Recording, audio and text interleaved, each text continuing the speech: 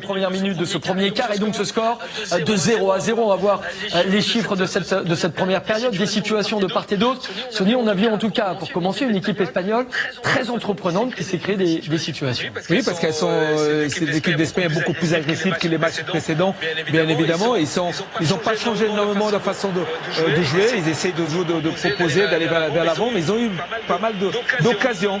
Voilà, pas vraiment de réel, mais c'est un match très très engagé. Il y a eu 8 tirs espagnols, Sonny, 4 cadrés, mais aucun depuis l'intérieur de la surface, parce qu'ils ont été gênés aussi par le bloc bas médian des Allemands. Oui, parce que ils essaient on connaît maintenant le jeu espagnol, c'est pas vraiment de rentrer dans la surface de réparation, mais c'est un quart de finale, ils essaient maintenant de frapper. Fabien Ruiz, ils ont eu des réussites sur les autres matchs. Là maintenant, c'est difficile. Regardez comme c'est serré, c'est défend bien du côté allemand, mais attention, parce que le 1 contre 1, au moment qu'ils vont changer ça peut faire mal, parce que les Allemands attendent quand même des frappes tout le temps de loin.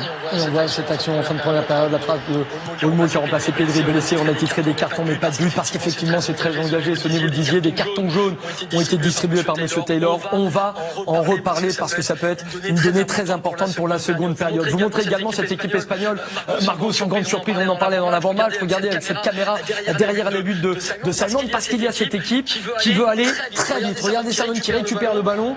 En une relance, le bloc équipe allemand est complètement transpercé avec Olmo.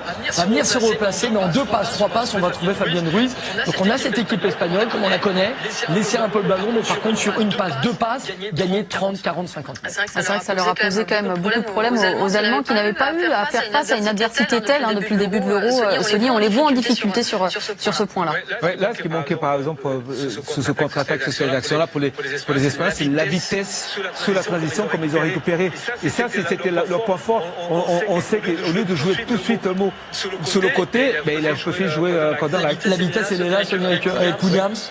La vitesse elle est là parce qu'il est en train de monter en puissance, parce que c'est pas évident pour Kimmich, mais c'est là, c'est de passer là. On attend quand même de l'autre côté Lamine Yamal, parce qu'il n'a pas vraiment participé de jeu comme William a fait, mais deuxième période, c'est là, les choses vont s'ouvrir. Un chiffre à ce sujet, 39% du jeu espagnol penche à gauche, donc ça veut dire que c'est vraiment une tendance qui est confirmée. On voit que ça passe nettement plus de ce côté. Et des situations tout de même, bien sûr, si vous nous rejoignez, pour la sélection allemande, les Espagnols n'ont pas dominé outrageusement ces 45 premières minutes. Loin de là, la possession est allemande, des occasions également pour les Allemands, notamment pour Havertz. Quelques-unes, et effectivement, on voit cette tête cadrée de Kai Havertz. 3 tirs, 2 cadrés, et tous là, de l'intérieur de la surface de réparation. Sonny, qu'est-ce que ça dit du jeu allemand?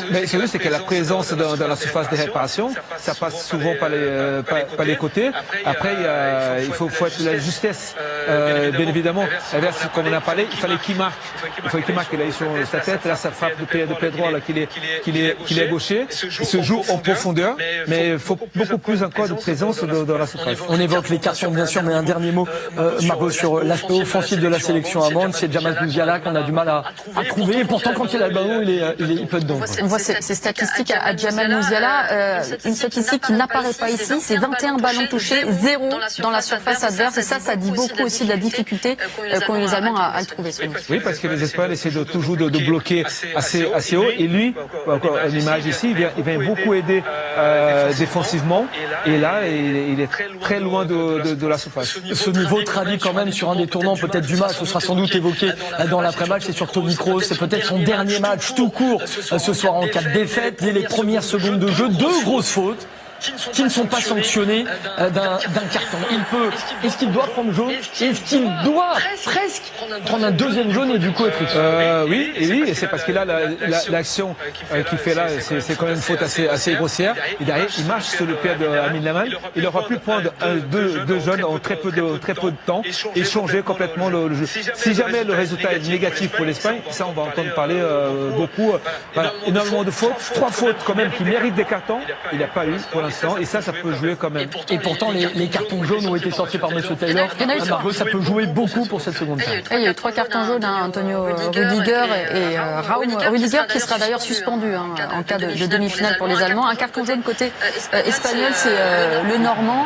Et c'est vrai que c'est un match très haché, Sonny, qui se joue surtout sur l'intensité des duels et physique. Oui, parce que comme on a parlé de ces deux équipes-là qui auraient pu se retrouver en finale et sont en train de jouer un quart de finale, il y a la tension, parce que peut-être celui dit que là va une possibilité d'aller en finale. Il y a beaucoup d'engagement. J'ai jamais vu des Espagnols encore dans cette compétition aller aussi dans l'agressivité comme ils sont en train de le faire. Regardez, là ils vont presser, ils font des fautes. Et là c'est le moment qu'ils prend son carton jaune. Et il y a beaucoup d'agressivité.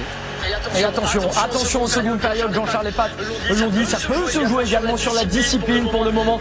Pas de rouge, pas de but non plus, mais il se passe des choses à Stuttgart et on y retourne avec Jean-Charles, Pat et ensuite bien sûr il y aura le match de l'équipe de France. Bonne soirée. Merci d'être avec nous sur Beansport pour cette très grande soirée de football qui a commencé par ce quart de finale incroyable avec un suspense fou entre l'Espagne et l'Allemagne. Pour vous accompagner ce soir jusqu'à minuit, nos consultants Luis Fernandez, Marcel Desailly, bonsoir. Au commentaire de la rencontre, Christophe Josse, Daniel Bravo, évidemment, et Clément Grèze en porte-terrain tout au long de la rencontre. Voilà la sensation. L'Espagne élimine l'Allemagne. Luis, l'Espagne est qualifiée pour les demi-finales. Un match de ouf. Un match auquel on a eu l'occasion de... Non mais c'était un match assez spectaculaire avec une sélection espagnole qui confirme un peu tout le bien que l'on peut penser d'elle pour éliminer l'Allemagne et l'organisateur. Une belle équipe d'Allemagne qui a eu aussi une belle réaction en étant menée 1-0, l'égalisation, en allant pratiquement, on était tous persuadés que ça allait se terminer un peu plus tard, au pénalty. Mais non, bah finalement voilà, c'est... 119e minute, but incroyable. Vous avez dit coup de tonnerre, mais du côté allemand, parce que malgré tout, dans le contenu des matchs de qualification dans le groupe et en huitième, on a vu que l'Espagne quand même avait le potentiel pour justement pouvoir battre cette équipe allemande et elle l'a fait. Elle l'a fait avec beaucoup de courage, elle l'a fait avec beaucoup d'abnégation et c'est elle qui est passée. Je peux pas m'avancer Marcel parce que j'ai des origines espagnoles.